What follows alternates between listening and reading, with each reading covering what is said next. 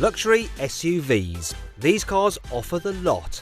Practicality, technology, comfort, and perhaps most importantly, status. But which should you choose between the recently updated Range Rover and the all-new BMW X7? Oh yeah, people, we have a clash of the titans of the SUV world. Great Britain against its old foe, Germany. But don't worry, we're all friends now, aren't we, eh? To help you decide which is the best car for you, I'm going to compare their designs. That big, isn't it silly? You can fry a whole barbecue on there. See how practical they are? You can really spread out. Critique their cabins. The gear knob rises up. Ooh. And find out what they're like to drive. You feel like you're captaining a tank. But first, let's talk monies. The BMW X7 starts at £72,000, which means it's considerably less money than the starting price of the Range Rover, which starts at £84,000. But what really matters is the price you pay at the dealer. So to find out the best offers you can get on these cars, click on the pop-out banner up there to go to CarWow. For instance, you can save an average of £2,500 off an X7 and £6,000 off a Range Rover through CarWow.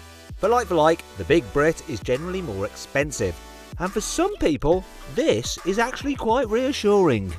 The Range Rover. I mean, it really is a status symbol, isn't it? Though it can look a little bit footballery if you have it in certain colours and trims. In fact, when my mate was negotiating his salary for a new job at a Premiership football club, when he's trying to up the money he was going to get, they just said, listen, don't worry about that. We'll chuck in a Range Rover. There's no chucking in a BMW or a Mercedes. It was just a Range Rover. And then it was job done.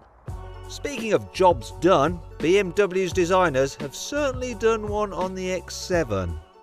Now, if I was lazy like other motoring journalists, I could just critique this car's looks by going on about its grille. Like, oh, look how big it is, isn't it silly? You can fry a whole barbecue on there. Oh my God, what they've done with this. Oh, it's terrible, isn't it? Oh no. But I'm not going to do that, right? Because I understand why BMW have done it. So the Americans and the Chinese, who buy most BMWs, like big grills, so it makes sense to give them what they want, doesn't it? And I have to tell you the truth, it's kind of grown on me. I think it works on this X7. So there. Inside, the German is far less controversial. In fact, it's rather conservative. All BMW's interiors look pretty much the same, but there's a definite added layer of quality here inside the X7, so it gets super soft merino leather as standard, and there's loads of shiny bits of trim. And do you know what? I've grown to love the crystal gear selector as well, even though it is rather ostentatious. Everything you touch just feels luxurious and soft, and it's all very nice. And oh dear, I've accidentally opened the boot. The switch is just up there where idiots can operate it by accident when they're trying to show how much quality there is in a car's cabin. Thankfully, BMW's infotainment system is fairly idiot-proof, as it's easy to navigate, can be operated by touchscreen, control wheel, gestures and voice commands. Hey BMW! Hello. It's just a shame the digital dials are a little bit dull and there's no Android Auto compatibility. You don't get these issues with the Range Rover, though overall its slightly sluggish infotainment system still isn't quite as good as the BMW X7's. But what about the rest of the cabin? It's a very clean, simple design here in the Range Rover. There's not too many buttons at all. Part of the reason for that is that the climate control is operated through a touchscreen down here.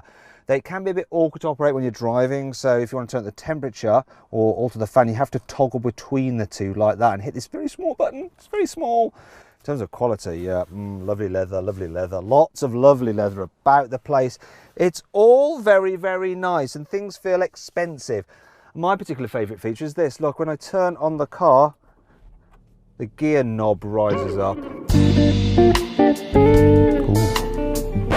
Sorry about that, folks. I've reverted to childish behaviour.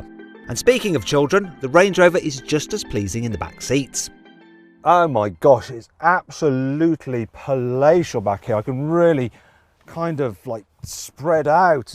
It's so roomy, and yeah, recline the seats for even more comfort. Oh, I could do miles in the back of this. It's even better than the front.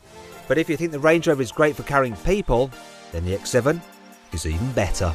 It's absolutely lovely here in the middle row of the BMW X7, and I can slide my chair all the way back and recline it as well at the same time to go for the full business class experience. I mean, look how I can stretch out. It's like a limousine, only one that's jacked up slightly. What's not so great though is that this middle seat is a little bit firm. If you're travelling 3 abreast, it's not great in the middle, but there is an alternative. You just have to pop out and then press a button, wait for the seat to do its thing. And once it has, it's quite easy to get into the very, very back in this 3rd row. And if I just put the seat back, actually, it's perfectly comfortable back here. The seats don't sit too low like they do in other 7-seaters.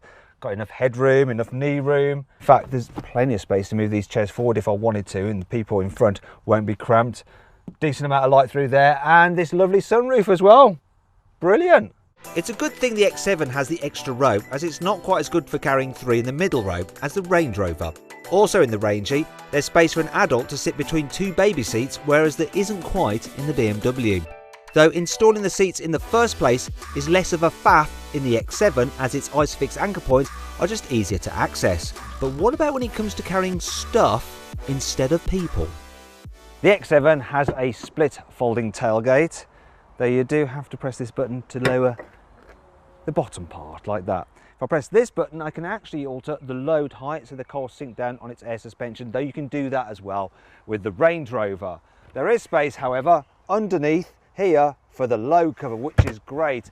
And you can fold down all the seats electrically, either individually using this, or I can just press this one button to go into full luggage mode and the car will do everything.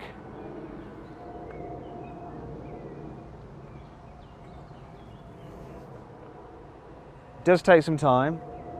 While we wait for the BMW to do its thing, I have enough time to explain that the Range Rover also has a split tailgate, electrically folding seats and a space saver spare wheel under the boot floor, something the BMW doesn't need as it has run flat tyres, as well as slow folding seats. But it gets there in the end. When it comes to actually carrying stuff, it's safe to say both these cars have enough space for most people. And if you need to carry more than they can swallow, yeah, just get a van, alright?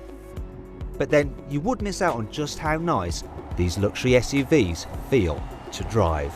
I won't lie to you, there is just something special about driving a Range Rover. Maybe it's the seats, maybe it's the fact that you've got that flat bonnet, maybe it's the fact that you're just higher up than in other SUVs. You feel like you're captaining a tank, because it is quite a heavy car. But it's also super relaxing, great for long distances, it's quiet, it's comfy. Ultimately though, I don't think that dynamically it's class leading in any respect, and especially when it comes to a twisty road, because it lollops and rolls and it goes around corners to a fashion, but you can't really push it too hard, otherwise it all gets out of shape. That's not really what it's meant for. Off-road, this thing is still the king. So if you do want to go off-road, then you definitely need one of these. Thing is, hardly anyone who buys a Range Rover will use its full off-road capability. In fact, an X7 will still do more than what most people could ever need, and the German is the better car to drive in the environment that matters most. This BMW X7 is a really nice car to drive. In fact, they've nailed every single department. The air suspension is super comfy, it deals with bumps brilliantly. The sound insulation is awesome. The engines, they're strong. The gearbox, it's responsive.